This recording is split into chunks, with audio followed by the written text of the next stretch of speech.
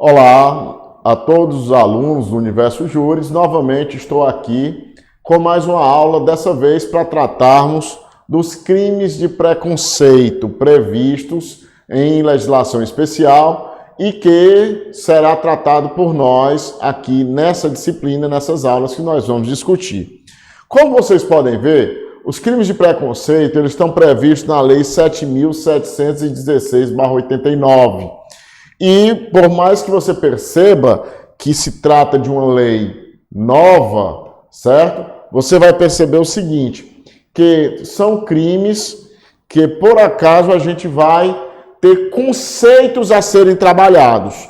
Quais são os primeiros conceitos? A primeira realidade é em relação à questão do preconceito em si.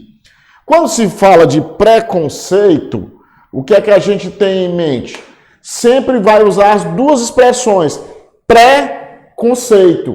Isso é muito importante. Por que isso é importante? Porque quando se tem um conceito de uma coisa, você passa a ter conhecimento do que aquela coisa efetivamente é. Se por acaso você faz um preconceito disso, você acaba fazendo o quê? Você acaba não tendo a real situação daquela coisa e de uma forma prévia que acaba impedindo que você possa tratá-la de forma adequada. Então, como é que a gente vai ver aqui o que é preconceito, certo? Como se diz, como eu estava explicando, opinião previamente formada sobre algo, ou seja, um pré-julgamento. Então, quando a gente vai falar da lei, dessa lei de preconceito que nós vamos trabalhar, você vai ver logo o que é uma opinião demeritória, uma opinião que vem com o intuito de diminuir outras pessoas. E ela é pré-estabelecida de acordo com um determinado grupo. Aí você vai ter um grupo de pessoas que acaba sendo considerado inferior ou então indigno por conta de raça, cor, etnia, religião ou procedência nacional. Então são momentos que vocês têm que analisar com tranquilidade para que você saiba logo que a lei ela já estabelece esses grupos que devem ser devidamente analisados, certo? Então, quando a gente vai ver o que é preconceito, a partir daí você começa a ter a ideia do que seja também discriminação. Discriminar é separar, distinguir.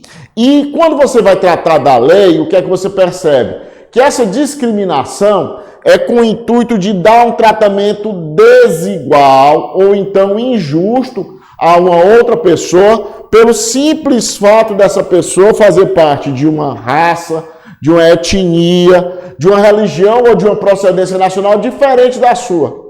Essa separação, essa segregação, essa discriminação, essa secessão, isso acaba sendo maléfico até para a sociedade em si. E nós estamos vivendo muito isso. Nós percebemos que a cada dia que passa, a nossa sociedade ela não consegue se desvencilhar dessas situações de preconceito, certo? Então vamos lá. Vamos continuar aqui. Um primeiro conceito importante que nós temos que ter é exatamente o conceito de raça. Por que o conceito de raça? Por quê? Porque a partir daí você estabelece um paradigma. E qual foi o conceito estabelecido? Há vários conceitos. O conceito da antropologia, o conceito da sociologia, o conceito até da filosofia em si.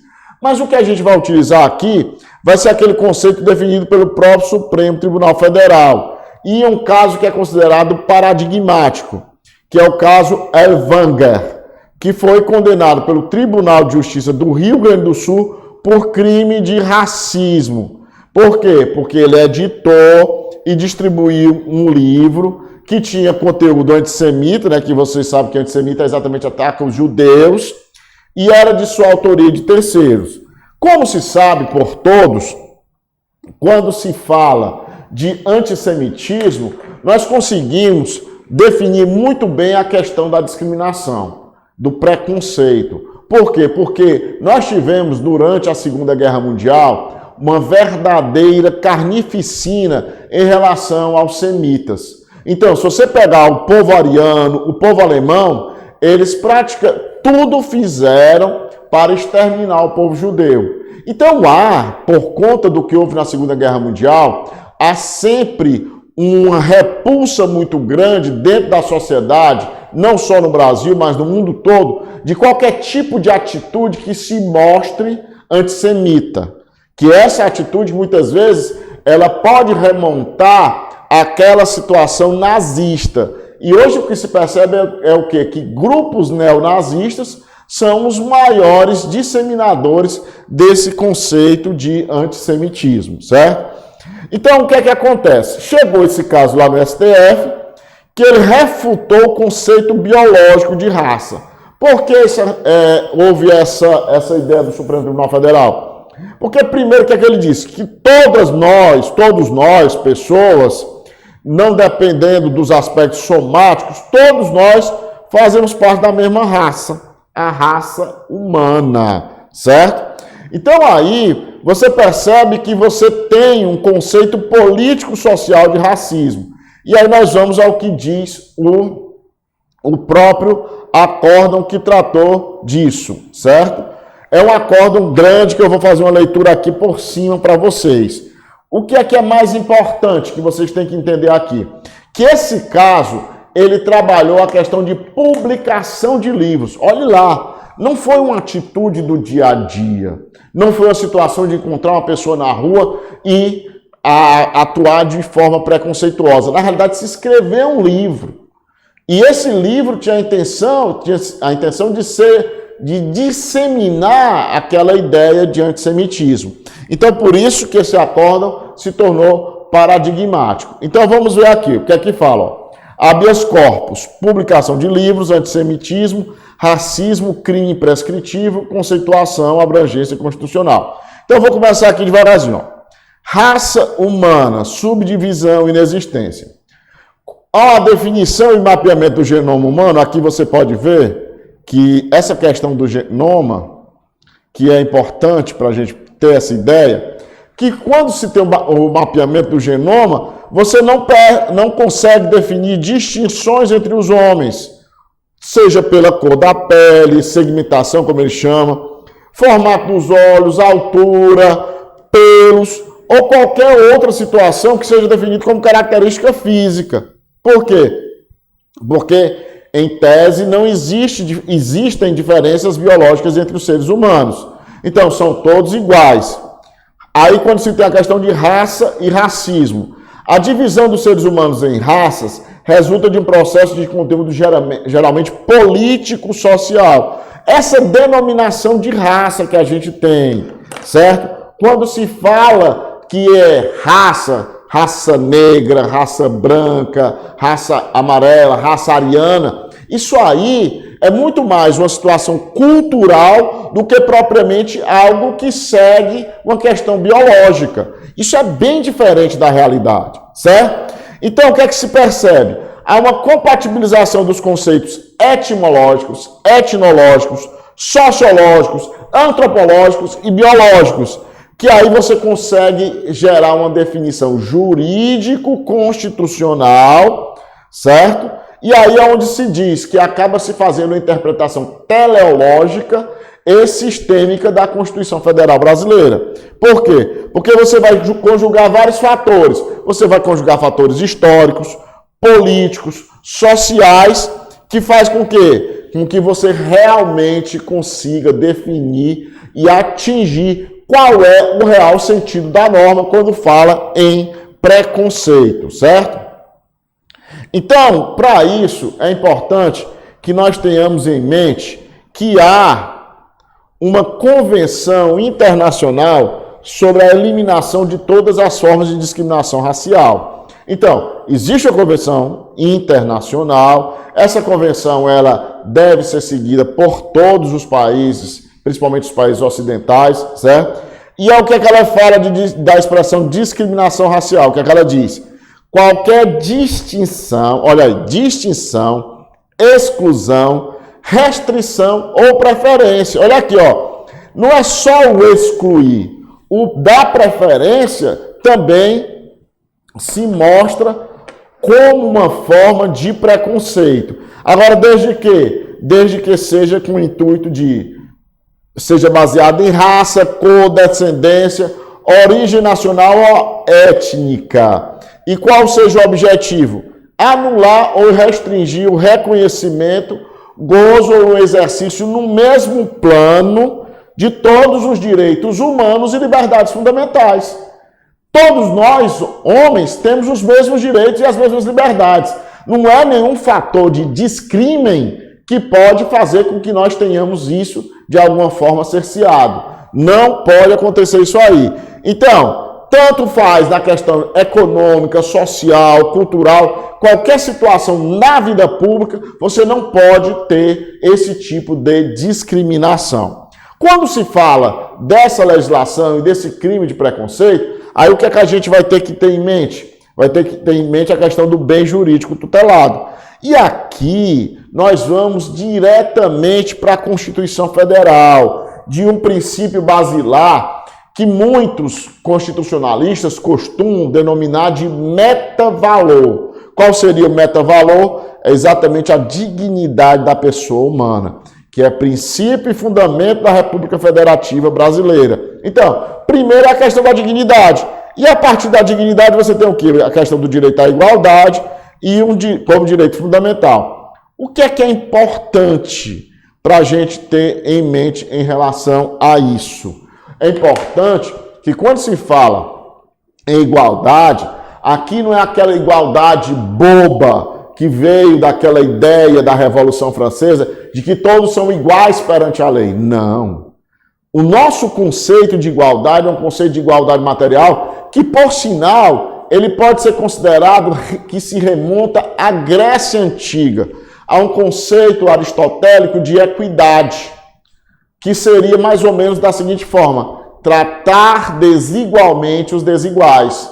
Então, quando se fala de igualdade, eu não posso de maneira nenhuma estabelecer uma pessoa que ela está em pleno gozo de suas aptidões físicas e outra que não tem. Você tratar essas duas pessoas do mesmo jeito, isso aí é uma discriminação também. Tanto é que quando se fala de política de cotas, há o que se denomina de discriminação positiva, que é o quê? Você permitir que aquelas desigualdades elas sejam devidamente equilibradas até o momento em que você não precise mais de nenhuma política pública de igualitarismo, certo? Então, como é que você vai vendo aqui na nossa Constituição Federal? Olha, o próprio texto constitucional, ele traz essa vedação. Em qual sentido? Primeiro, no artigo 1º, inciso 3, ele fala do fundamento da República Federativa do Brasil, a dignidade da pessoa humana. Então aqui, como eu disse, é um metavalor e tem sempre que ser entendido. Na questão dos objetivos fundamentais, você vai ver outro detalhe importante aqui no inciso 4 do artigo 32. Promover o bem de todos, sem preconceitos de origem, raça, sexo, cor, idade e quaisquer outras formas de discriminação. Então aqui você vê que quando coloca a Constituição define quaisquer outras formas de discriminação, isso se torna bem amplo, certo? E ainda temos o artigo 42 e seu inciso 8, que fala dos princípios que repudiam tanto o terrorismo como o racismo. E o racismo, ele tem que ser repudiado mesmo, principalmente no âmbito do Brasil. Por quê? Porque o nosso povo, ele é completamente miscigenado. Nós temos poucas regiões do Brasil em que você consegue detectar pureza de etnias, pessoas que são descendentes de grupos de outros países e que eles sejam puros, que eles continuam se reproduzindo entre eles. Não, o Brasil é, antes de tudo, um país miscigenado. E como é que a gente pode imaginar e acreditar numa situação de racismo no âmbito do Brasil, certo? Então, o que é que você vai ver? Que, de acordo com essa valoração que a nossa Constituição trouxe, é também atribuir a questão de ser um crime gravíssimo, certo? E por que crime gravíssimo?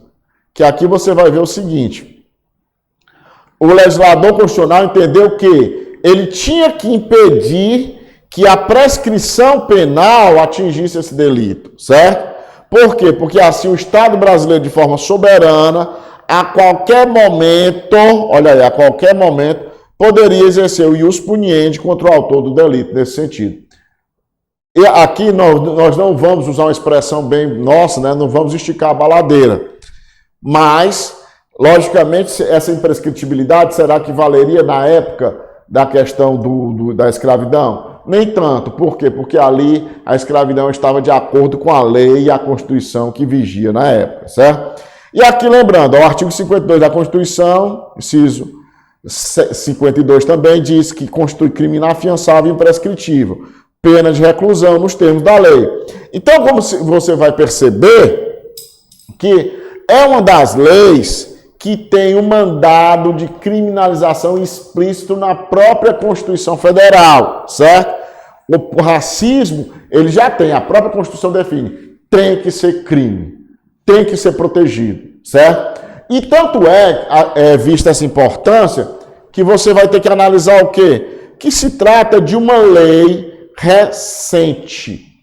Desculpe, que se trata de uma lei muito rápida após a Constituição. Nossa Constituição de 88 e a lei já foi de 89. Daí vocês veem essa situação, como se trata de uma lei bem que se buscou esse mandado de criminalização da Constituição Federal em relação a isso. Então aqui você vê, ó, a prática do racismo constitui crime inafiançável e imprescritível. O que é que diz a Lei 7.716?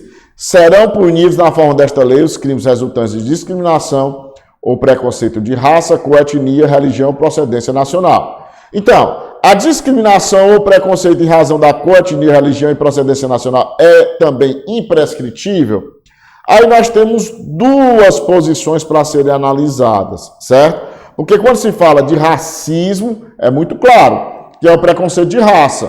As outras situações, elas em tese não seriam racismo. Aí a primeira corrente diz, ó, a Constituição apenas fez menção expressa ao racismo, como sendo imprescritível e inafiançável. Nada dispõe em relação às demais formas de discriminação previstas na lei, que seria cor, etnia, religião, procedência nacional. Então, qual é essa conclusão aqui do Gabriel Habib? Que a imprescritibilidade e a inafiançabilidade se referem tão somente à discriminação em razão de raça, não podendo esse preceito constitucional ele ser levado adiante em relação da imprescritibilidade, em relação aos outros aspectos de cor, etnia, religião ou procedência nacional, certo? Outro detalhe, porque aí seria, de acordo com o autor, uma analogia malamparta. Já a outra corrente, não. O que é que a outra corrente trabalha? Que não procede, já expliquei inclusive com o próprio entendimento do Supremo Tribunal Federal, não procede a preliminar de prescrição da pretensão punitiva estatal, uma vez que o paciente foi denunciado como incurso no artigo 20 da Lei 7.716 de 89, que é exatamente praticar, induzir ou incitar a discriminação ou preconceito de raça, cor, etnia, religião, procedência nacional, certo? Então, o que é que o Supremo entendeu aqui? O Supremo entendeu que quando se fala de racismo, você não se restringe somente àquela ideia de racismo como uma situação de raça. Se o próprio Supremo ele definiu que nós todos fazemos parte da raça humana, quando ele fala de preconceito, essa questão do preconceito, ele acaba levando para todos os outros aspectos jurídico-culturais. Então, tanto a jurisprudência do Supremo Tribunal Federal como do Superior Tribunal de Justiça são firmes no sentido de que o crime de racismo não se restringe aos atos preconceituosos, certo?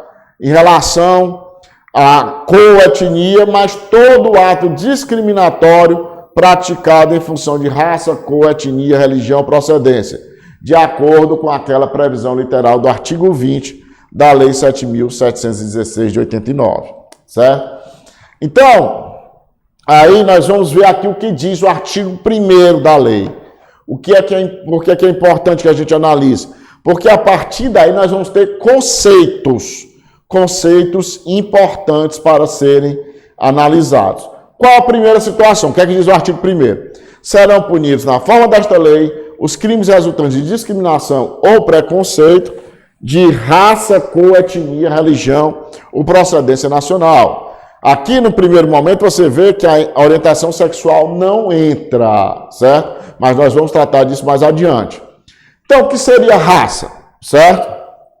A raça, você poderia trabalhar como conjunto de caracteres somáticos. Aí você vai ver, por exemplo, a cor da pele, aí você vê a questão da conformação do crânio, o rosto. Vocês sabem que os seres humanos, de acordo com a sua origem, certo? Eles têm determinadas características que dizem respeito a determinados povos em si.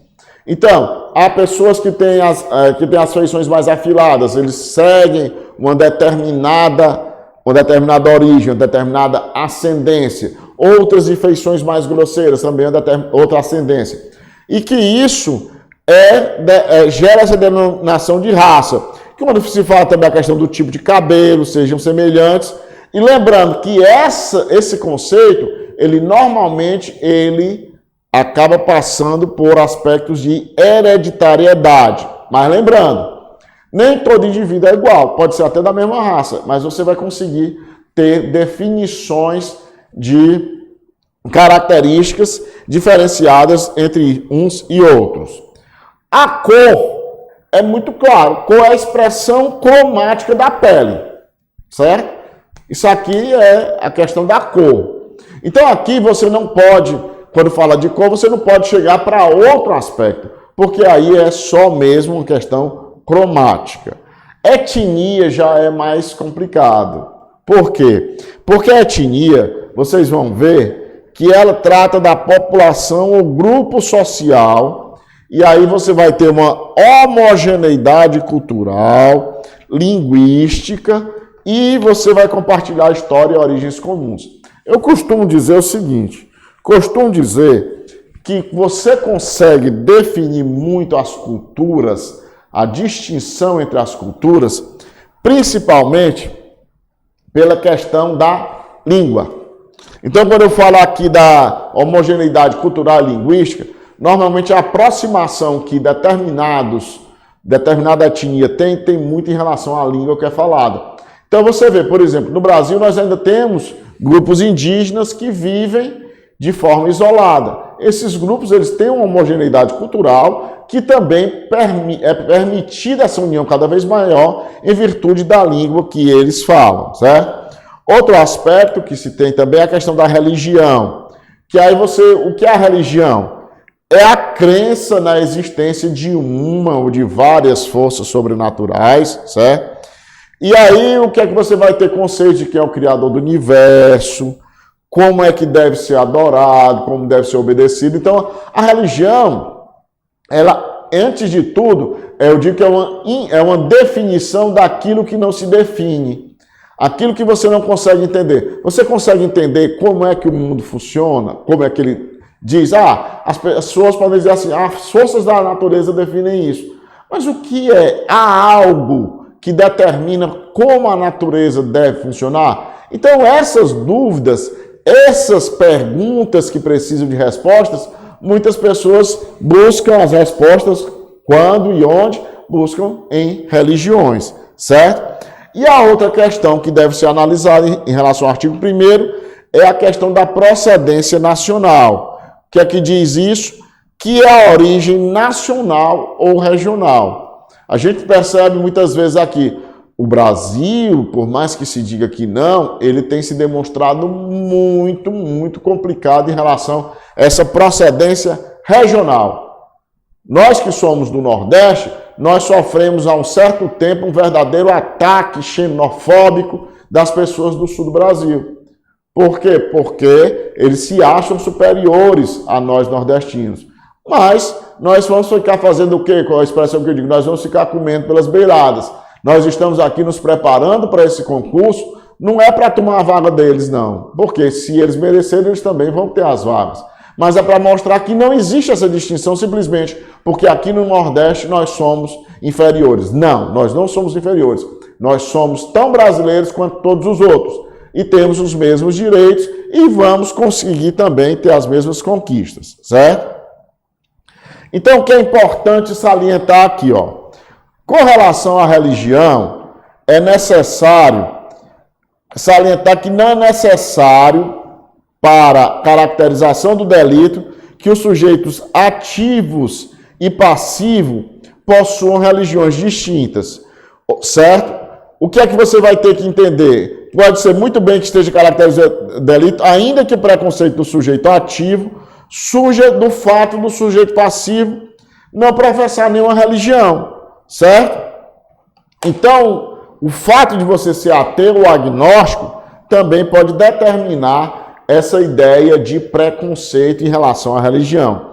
A lei, ela não dá preferência, não diz que quais são os grupos historicamente estigmatizados e aqueles ali você vai ter mais racismo em relação a uns do que os outros. Não, vale para todos, até porque a ideia é essa, acabar a discriminação. Se a ideia é acabar a discriminação, você não tem um grupo que sofre mais racismo do que o outro.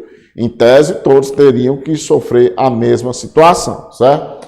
Então, o entendimento da doutrina na jurisprudência é no sentido de que esta lei não trata de outras formas de preconceito e discriminação.